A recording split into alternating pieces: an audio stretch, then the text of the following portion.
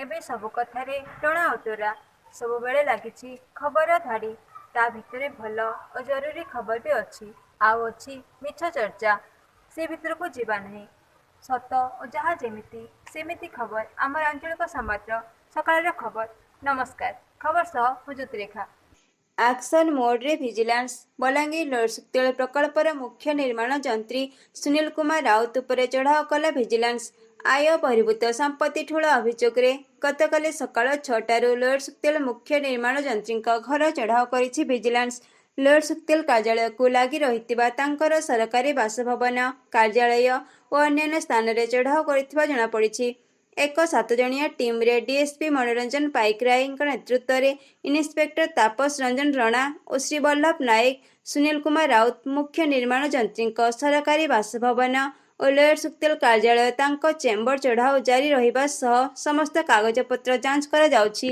ଚଢ଼ାଉ ସମୟରେ ତାଙ୍କର ସମ୍ପତ୍ତି, ଗୁରୁତ୍ୱପୂର୍ଣ୍ଣ କାଗଜପତ୍ର ଆଦି ଜବତ ହୋଇଛି। ଗତକାଲି ରାତି ସୁଦ୍ଧା ଚଢ଼ାଉ ଜାରି ରହିଥିବା ବେଳେ ହିସାବ କିତାବ ପରେ ସବୁ ଜଣାପଡ଼ିବ ବୋଲି କୁହାଯାଇଛି। ବଲାଙ୍ଗୀର ପିଆର ହାଇସ୍କୁଲ ଇଣ୍ଡୋର ଷ୍ଟାଡିୟମରେ ଜିଲ୍ଲା ସ୍ତରୀୟ ବ୍ୟାଡମିଣ୍ଟନ ଚାମ୍ପିୟନସିପ୍ ଆରମ୍ଭ ହୋଇଯାଇଛି। ବଲାଙ୍ଗୀର ଜିଲ୍ଲାପାଳ ଶିବାଜୀ ଗୌରବ ଇସାଲୱାର ମୁଖ୍ୟ ଅତିଥି ଓ ଏସ୍ପି ଋଷିକେଶ ଦ୍ୟାନ ଖିଲାରୀ ଯୋଗଦେଇ ଏହାକୁ ଉଦ୍ଘାଟନ କରିଛନ୍ତି। ଜୁଲାଇ 25ରୁ 28 ତାରିଖ ପର୍ଯ୍ୟନ୍ତ ହେବାକୁ ଥିବା ଏହି ଚାମ୍ପିୟନସିପ୍ ପ୍ରତିଯୋଗିତାରେ ବଲାଙ୍ଗୀର ଜିଲ୍ଲାର ପାଟଣାଗଡ଼, କଣ୍ଟାବାଞ୍ଜି, ଟିଟଲାଗଡ଼, ତୁଷୁରା ସମେତ ଅନ୍ୟାନ୍ୟ ଅଞ୍ଚଳର ପ୍ରାୟ 250ରୁ ଉର୍ଦ୍ଧ୍ୱ ପ୍ରତିଯୋଗୀ ଭାଗ ନେଇଛନ୍ତି। ଉଭୟ ବାଳକ ବାଳିକା, ମିନିଟ୍ ସବ୍ ଜୁନିୟର, ଜୁନିୟର ପୁରୁଷ ଓ ମହିଳା ସମେତ ସମସ୍ତ ଭେଟରାନ ବୟସ ବର୍ଗରେ ସିଙ୍ଗଲ୍ସ ଓ ଡବଲ୍ସ ଚାମ୍ପିୟନସିପ୍ ପ୍ରତିଯୋଗିତା ହେବ। ଜିଲ୍ଲା ବ୍ୟାଡମିଣ୍ଟନ ଆସୋସିଏସନର ସମ୍ପାଦକ ସୁରୁଲାଲ ମଟାରୀଙ୍କ ସଂଯୋଜନାରେ ଅନୁଷ୍ଠିତ ଆଜିର ଉଦ୍ଘାଟନୀ କାର୍ଯ୍ୟକ୍ରମରେ ମୁଖ୍ୟ ଅତିଥି ଭାବରେ ଜିଲ୍ଲାପାଳ ଶିବାଜୀ ଗୌରବ ଇସାଲୱାର, ସମ୍ମାନିତ ଅତିଥି ଭାବରେ ଏସ୍ପି ଋଷିକେଶ ଦ୍ୟାନ ଖିଲାରୀ, ପିଆର ହାଇସ୍କୁଲର ପ୍ରଧାନ ଶିକ୍ଷୟିତ୍ରୀ ସନ୍ତୋଷିନୀ ସେଠୀ, ଜିଲ୍ଲା କ୍ରୀଡ଼ାଧିକାରୀ ପରାଶର ବାଗ, ଜିଲ୍ଲା ବ୍ୟାଡମିଣ୍ଟନ ଆସୋସିଏସନର ସଭାପତି ଗୋପାଳ ପଣ୍ଡା, କାର୍ଯ୍ୟକାରୀ ସଭାପତି ପବିତ୍ର ବେହେରା, ଉପସଭାପତି ଘନଶ୍ୟାମ ମିଶ୍ର ମଞ୍ଚାସୀନ ଥିଲେ। ଜିଲ୍ଲା ପ୍ରଶାସନର ସହଯୋଗରେ ଓ ଜିଲ୍ଲା ବ୍ୟାଡମିଣ୍ଟନ ଆସୋସିଏସନ ଆନୁକୂଲ୍ୟରେ ଅନୁଷ୍ଠିତ ଏହି ଚାମ୍ପିୟନସିପ୍କୁ 12 ଜଣ ଟିଓ ଖେଳ ପରିଚାଳନା କରୁଥିବା ବେଳେ ହେମନ୍ତ ପ୍ରଧାନ ଚିଫ୍ ରେଫରୀ ଏବଂ ଚନ୍ଦ୍ରଶେଖର ମିଶ୍ର ସହକାରୀ ମୁଖ୍ୟ ରେଫରୀ ଭାବେ ସମସ୍ତ ଖେଳ ପରିଚାଳନା ଦାୟିତ୍ୱରେ ଅଛନ୍ତି। ମଦ ଭାଟିର କ୍ୟାସ୍ ଲକର ଖୋଲି ଚୋରି କରିଥିଲେ 3,76,300 ଟଙ୍କା। ଅଭିଯୋଗ ପାଇବା ପରେ 2 ଅଭିଯୁକ୍ତଙ୍କୁ ଗିରଫ କରିଛି ବଲାଙ୍ଗୀର ପୋଲିସ। ଏ ସମ୍ପର୍କରେ ଏକ ସାମ୍ବାଦିକ ସମ୍ମିଳନୀ କରି ସୂଚନା ଦେଇଛନ୍ତି ବଲାଙ୍ଗୀର ସଦର ଏସ୍ଡିପିଓ ପ୍ରଦୀପ କୁମାର ସାହୁ।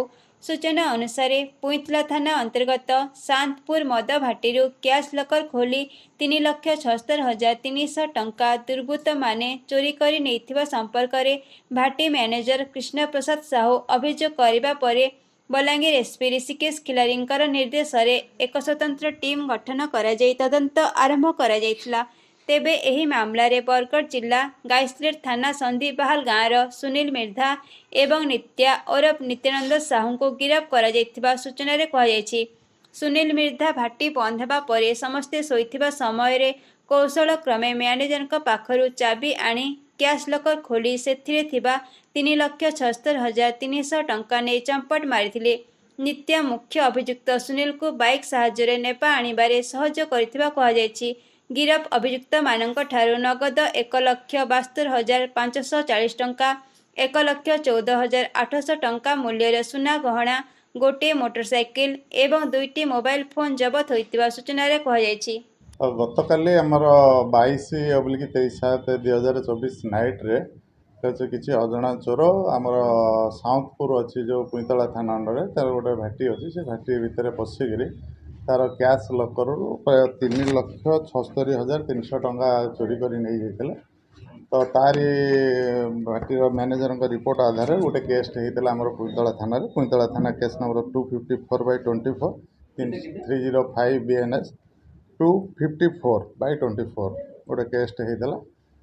ଯେହେତୁ କ୍ୟାସ୍ର ଆମାଉଣ୍ଟ ଅଧିକ ଥିଲା ଏବଂ ସେଥିପାଇଁ ଗୋଟେ ଏସ୍ପିଙ୍କ ନିର୍ଦ୍ଦେଶରେ ଗୋଟେ ସ୍ପେଶାଲ ଟିମ୍ଟା ଆଇଆଇସିଙ୍କ ଅଣ୍ଡରରେ ଟିମ୍ଟା ଫର୍ମେସନ୍ ହେଲା ଏବଂ ବିଭିନ୍ନ ଦିଗକୁ ଆଧାର କରିକିରି ସିସିଟିଭି ଫୁଟେଜ୍ ଏବଂ ଲୋକାଲ ଇଣ୍ଟେଲିଜେନ୍ସ କଲେକ୍ସନ୍ କରିକିରି ଆମେ ଗତକାଲି ରାତିର 2 ଜଣ ଚୋର ଯେଉଁମାନେ କି ଆକ୍ଚୁଆଲି ଇନଭଲ୍ଭ ଥିଲେ ତାଙ୍କୁ ଧରା ହେଇଛନ୍ତି ତାଙ୍କର ନାଁ ହେଉଛି ସୁନୀଲ ମିର୍ଦ୍ଧା, ଆଉ ଜଣଙ୍କର ନାଁ ହେଉଛି ନିତ୍ୟା ସାହୁ। ସୁନୀଲ ମିର୍ଦ୍ଧା ଯାହାଙ୍କର ଘର ହେଉଛି ଗାଇସଲାର ଥାନା ଅଣ୍ଡରରେ। ତ ସେ ସୁନୀଲ ମିର୍ଦ୍ଧା କ'ଣ କରିଥିଲେ, ତାର ହିଷ୍ଟ୍ରି ଏମିତି ଥିଲା, ଯାହା ଇନଭେଷ୍ଟିଗେସନରେ ଜଣାପଡ଼ିଛି ସେ ଭାଟି ବନ୍ଦ ହୋଇଗଲା ପରେ, ସେ ସମସ୍ତେ ଶୋଇଗଲା ପରେ ସେ ଭାଟି ଭିତରକୁ ପଶି କନିଙ୍ଗଲି କ୍ୟାସ୍ ଲକରର ଚାବିଟାକୁ ମ୍ୟାନେଜରଙ୍କ ପାଖରୁ ଚୋରି କରି ନେଇ ଚାବି ଖୋଲିକିରି ସେ ଯେଉଁ ଲକରରେ ଥିଲା 3,76,000 ଟଙ୍କା ସେଇଟା ନେଇଯାଇଥିଲେ। ତାଙ୍କୁ ଏଥିରେ ସାହାଯ୍ୟ କରିଥିଲେ ନିତ୍ୟା ଆଲିଆସ ନିତ୍ୟାନନ୍ଦ ସାହୁ। ସେ ତାଙ୍କୁ ବାଇକ୍ରେ ଆଣିକିରି ସେ ଭାଟି ପାଖରେ ଛାଡ଼ିଥିଲେ ଏବଂ ଗଲାବେଳୁ ମଧ୍ୟ ତାଙ୍କୁ ସେ ଜାଗାରୁ ନେଇକରି ଯାଇଥିଲେ। ଏବଂ ଦୁଇ ଜଣଙ୍କ ପାଖରୁ ଆମେ କ୍ୟାସ୍ 2,87,340 ଟଙ୍କାର କ୍ୟାସ୍ ଆଉ ସୁନା, ଯେଉଁଟାକି ସେ ତାଙ୍କଠାରୁ ସିଜର ହେଇଛି 1,72,540 ଟଙ୍କା କ୍ୟାସ୍ ସିଜର ହେଇଛି। ଆଉ ସେ ପଇସା ନେଲା ପରେ 1,14,800 ଟଙ୍କାର ସେ ଏଥିରେ ସୁନା କିଣି ଦେଇଥିଲେ, ଯେଉଁଟାକି ଆମେ ଆପଣଙ୍କୁ ଡିସପ୍ଲେରେ ଦେଖାଇଥିଲୁ। ସେ ସୁନାଟା ମଧ୍ୟ ଆମେ ଜବତ କରିଛୁ। ବର୍ତ୍ତମାନ ସେ ଦୁଇ ଜଣଙ୍କ ଆରେଷ୍ଟ ହେଇଛନ୍ତି ଏବଂ ତାଙ୍କୁ ଫରୱାର୍ଡ଼ କରାଯିବ। କେମିତି ଲାଗୁଛି ଆମ ସକାଳର ଖବର? ମତାମତ ନିଶ୍ଚୟ ଦିଅନ୍ତୁ। ଆପଣ ଯଦି ପ୍ରଥମ କରି ଆମ ୟୁଟ୍ୟୁବ୍ ଚ୍ୟାନେଲ୍ ଦେଖୁଛନ୍ତି, ତେବେ ଆମ ଚ୍ୟାନେଲ୍କୁ ସବସ୍କ୍ରାଇବ୍ କରନ୍ତୁ। ନୋଟିଫିକେସନ୍ ପାଇବାକୁ ବେଲ୍ ଆଇକନ୍କୁ କ୍ଲିକ୍ କରି ଅଲ୍କୁ କ୍ଲିକ୍ କରନ୍ତୁ। ଏବେ ଆମ ସକାଳର ଖବର ପହଞ୍ଚିଯିବ ଆପଣଙ୍କ ନୋଟିଫିକେସନ୍ ବକ୍ସରେ।